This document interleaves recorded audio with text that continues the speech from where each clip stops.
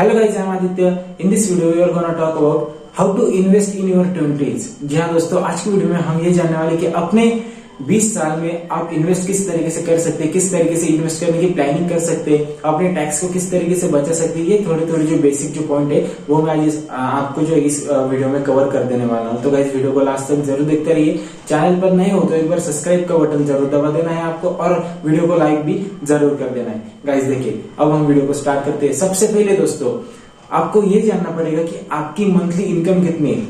अगर 20s में आप कुछ कमा रहे हो, जी हाँ दोस्तों, जिस तरीके से मैं कमा रहा हूँ। गाइस देखिए, मैंने क्या किया, अपना डिप्लोमा का करियर जो है वो कंप्लीट किया 10th के बाद और डायरेक्टली जो है एक्सटर्नल एडमिशन जो है वो मैंने ले लिया।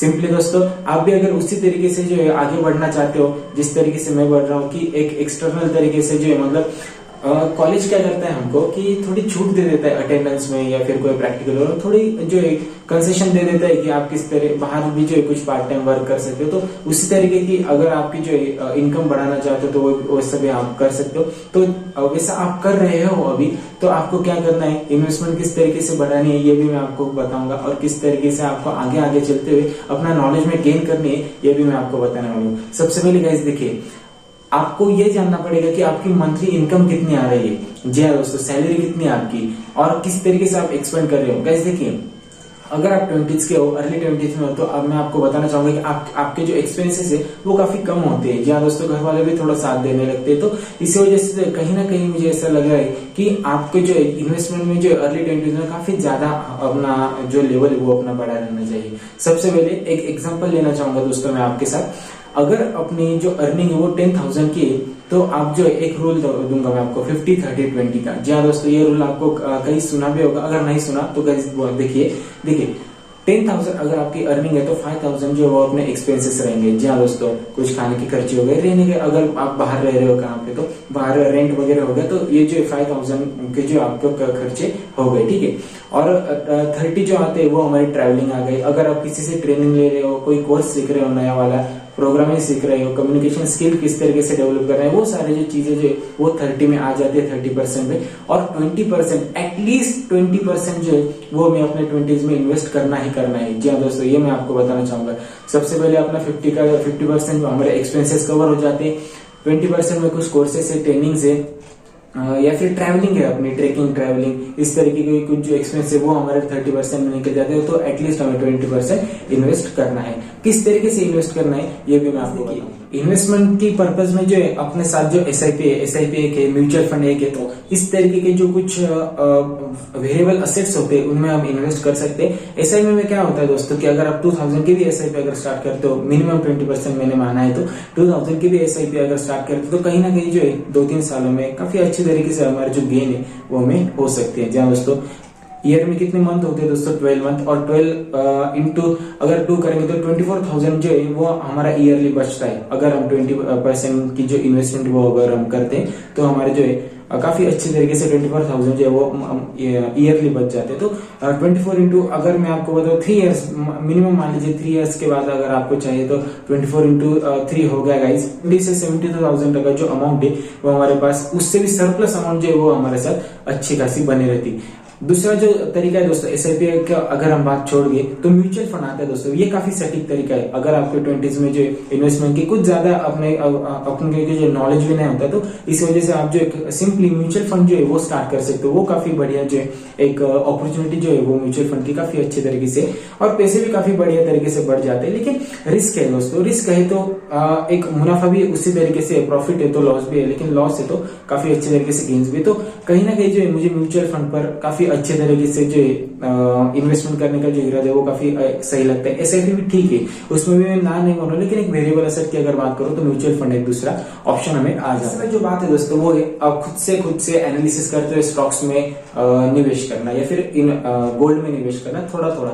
गाइस देखिए, मैं स्टॉक मार्केट के बारे में क्यों आ रहा हूँ, सबसे पहले गाइस देखिए, हमारे पास जो अगर अमाउंट काफी छोटी है, मतलब अगर हम मंथली जो 500 से लेकर 1000 तक भी अगर हम सेव कर लेते हैं तो काफी अच्छी तरीके से हम जो स्टॉक्स में ट्रेडिंग कर सकते हैं। किस तरीके से वो भी मैं आपको बताऊंगा। देखिए गाइस, अगर मैं एसबीआई का स्टॉक लेता हूँ, राउंडली रफली अगर मैं गिनूं तो 500 के आसपास चल रहा होगा, ठीक है। तो 500 के अगर मैं 10,000 रुपीज महीने के निकालता हूँ साइड में, तो कहीं ना कहीं मेरे 2 स्टॉक आ सकते हैं उसमें। या फिर उनकी प्राइस है वो वोलेटिलिटी से कम ज्यादा होती रहती है, तो उसमें कोई ज्यादा जो एस्पेक्ट रेशियो नहीं होना चाहिए, और वो हो जाने के बाद जो है अच्छी तरीके से उसमें इन्वेस्ट कर सकते हैं। ये मैं आपको बताना चाहता हूँ। तो ये भी एक बात होगी दोस्तों कि स्टॉक्स में या फिर गोल्ड में जो हम काफी अच्छी तरीके से इन्वेस्ट कर सकते हैं। निफ्टी बीज है दोस्तों, ETF है निफ्टी बीज बैंक बीज, तो ये भी काफी अच्छी तरीके से ऑप्शन हमारे लिए बन जाते हैं। ये उनके बारे में मैं आपको अगली वीडियो में डीप से बताऊंगा किस तरीके से वो वर्क भी होते हैं।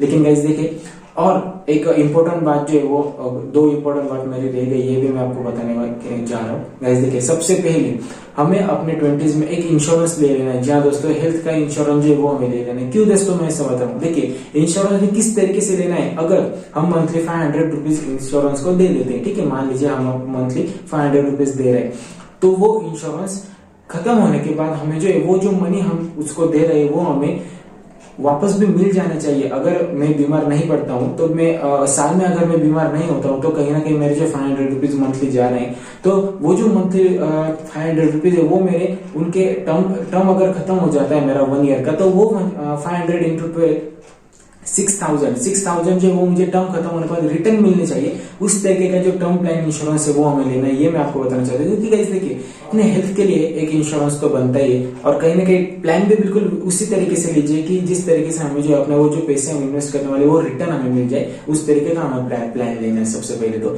और गाइस देखिए, इंश्योरेंस अगर में प्रीमियम काफी छोटा रहता है, उस इंश्योरेंस का मंथली अगर हम पे करते रहते हैं और ईयरली खत्म हो जाता है, तो उस तरीके का टर्म का जो प्लान है वो काफी अच्छा रहता है, मेरा यह मानना रहेगा। और कहीं ना कहीं जो आप उस प्लान में मत जाइए कि डायरेक्टली 1000 रुपए हमें जो मंथली देने और ईयरली फिर बाद में कुछ भी हो जाए तो उसमें कोई। लेकिन क्यों मैं ऐसा बता रहा हूँ दोस्तों, यंग एज है दोस्तों, यंग एज में जो लड़के होते हैं वो काफी ज्यादा बीमार नहीं पड़ते। इसी वजह से मैं आपको बता रहा हूँ कि हमें इंश्योरेंस प्लान किस तरीके से चुनना है कि 500 रुपीज अगर हमारे मंथली जा रहा है तो 6000 रुपीज हमारे ईयरली बन रहे हैं, तो वो हमें अगर प्लान खत्म भी हो जाता है, अगर हम बीमार भी नहीं पड़ते, तो हमें डायरेक्टली जो है हमारे पास 6000 रुपए आने ही चाहिए, क्लेम करने आने चाहिए। इस तरीके का हमें प्लान लेना है, तो हमें जो काफी सर्टिफिकेशन हो जाए, मतलब पैसे काफी अच्छी तरीके से हमें मिल सकती है। कभी कभी क्या होता है कि हम जो एक्सपेंसेस अपने कर देते हैं, जो नीड्स होती है वो हमारी अच्छे खासे मतलब कम पैसों में समाप्त हो जाती है, तो हम क्या करते हैं कि वो पैसे को उड़ाना, फिजूल में खर्च करना चालू कर देते हैं। तो गाइस बिल्कुल वैसा बिल्कुल भी नहीं करना है आपको। उस पैसों को भी बिल्कुल सेविंग तो बिल्कुल भी नहीं करनी है, इन्वेस्ट कीजिए गाइस, जितना हो सके उतना इन्वेस्ट कीजिए अर्ली 20s में, उतना आपका बेनिफिट जो है वो आपको मिलता रहेगा। अपने जो 4-5 साल हो गए तो उसके बाद जो पैसे काफी किस तरीके से पैसे से वैसे बिल्ड करना है ये भी आपको एक्सपीरियंस एक बार हो सकता है। तो इन्वेस्ट जो है वो आपकी काफी अच्छे तरीके से काम आ सकते हैं, तो बिल्कुल भी आप फिजूल खर्च मत कीजिए, उसी पैसे को जो आप इन्वेस्ट कर सकते हैं। और एक बात गाइस मैं आपको बताना चाहूंगा, अपने अर्ली एज में 20, 24, 25 के एज में आपको लोन बिल्कुल भी नहीं लेना है। जी हाँ दोस्तों, लोन क्या कर देता है गाइस, किस तरीके से मैं आपको बता रहा हूँ। लोन देखिए गाइस, मैं आपको ये भी बताना चाहूंगा किस तरीके का लोन हमें नहीं लेना है। दोस्तों से पैसे उधार ले लिए या फिर किसी और से पैसे उधार ले लिए, इस तरीके के जो लोन होते हैं दोस्तों वो बिल्कुल भी हमें, अगर होम लोन है वो ठीक है, हमें एक एसेट जो है वो बिल्ड हो रही है, उससे रेगुलरली हमें रेंट आ रहा है, ये जो एक पैसिव इनकम हो जाती है, तो पैसिव इनकम के खिलाफ हमें बिल्कुल भी नहीं जाना है। लेकिन अगर हम फिजूल खर्चे के लिए अपने दोस्तों से या फिर रिश्तेदारों से लोन लेते हैं तो वो काफी एक सटीक नहीं रहता है हमारे इस एज में, ये मैं आपको बताना चाहता हूँ।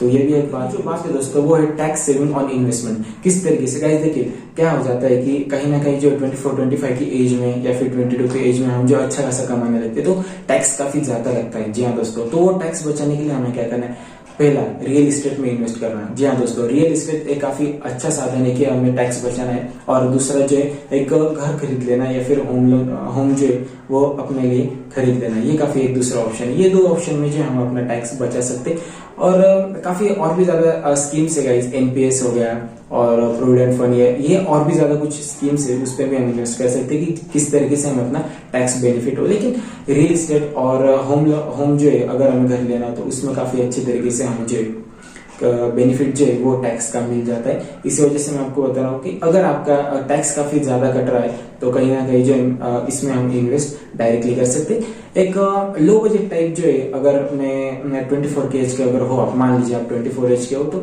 अगर आपकी सैलरी 1 लाख है, ठीक है, 1 लाख सैलरी, 12 लाख जो है आपको ईयरली आ रहा है, ईयरली CTC जो आपका 12 लाख है, तो CTC मतलब कॉस्ट टू कंपनी होता है। कॉस्ट टू कंपनी में किस तरीके से उसमें सब PF वगैरह सब इंक्लूड रहता है इसमें, और जब हमारी कटिंग होती है तो मंथली जो है हमारा 1 लाख पेमेंट ऐसा हमें लगता है, लेकिन वैसा नहीं रहता, हमें खाली 70,000 ही मिलता है। सब कटिंग वेटिंग होने के बाद जो है तभी हमें पेमेंट मिलता है और वो 70,000 बन जाता है। तो कहीं ना कहीं जो है ये मैंने एक्सपीरियंस किया, इसी वजह से मैं आपको डायरेक्टली बोल सकता हूँ। तो इसी वजह से मैं आपको कहना चाहता हूँ गाइस कि डायरेक्टली अगर आपका पेमेंट वगैरह अच्छा हो तो डायरेक्टली आप जो है रियल एस्टेट में या फिर होम में जो है काफी अच्छी तरीके से यूज कर सकते हैं। लो बजट ले लीजिए, रियल एस्टेट की जगह छोटी ले लीजिए या फिर छोटा घर ले लीजिए, लेकिन टैक्स बेनिफिट चाहिए तो ये दो साधन जो है काफी अच्छे तरीके से। सो गाइस ये सब था आज की वीडियो में, मिलते हैं अगले वीडियो में, तब तक के लिए जय हिंद, वंदे मातरम।